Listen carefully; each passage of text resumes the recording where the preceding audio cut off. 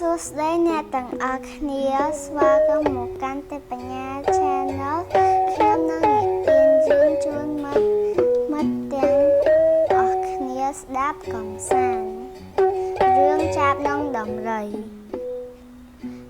នៅព្រៃមួយធំមានសត្វចាបនិងដំរីដំដាំគ្នាធ្វើជាមេថ្ងៃមួយដំរីបបួលចាប់ផឹកទឹកភ្នាល់គ្នាបើអ្នកណាផឹកបានច្រើនជាងអ្នកនោះជាអ្នកឈ្នះចាប់ក៏យល់ព្រមហើយហៅនាំផ្លូវដំរីកាត់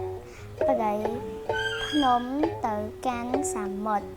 ពេលនោះទឹកសមុទ្រកំពុងចូលចាប់ក៏ឲ្យដំរីផឹកទឹកមុន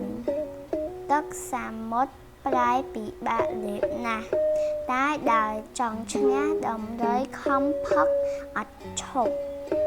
ទឹកសមុទ្រនៅតែចូលឡើង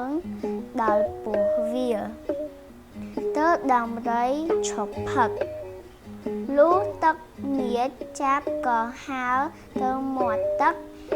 អោនក្បាលច្រលក់ចំពុះក្នុងទឹកធ្វើជាផឹកទឹកស្រក់ចុះចាប់ក៏លោតតាមទឹកញៀចធ្វើជាផឹករហូតដល់ជើងដំរីចាប់ផឹកទឹករហូតទាល់តែដំរីខាត់តាំងពីពេលនោះមកចាប់ក៏ធ្វើជាមេដោយសារប្រាជ្ញាឆ្លៀសវៃរបស់ខ្លួន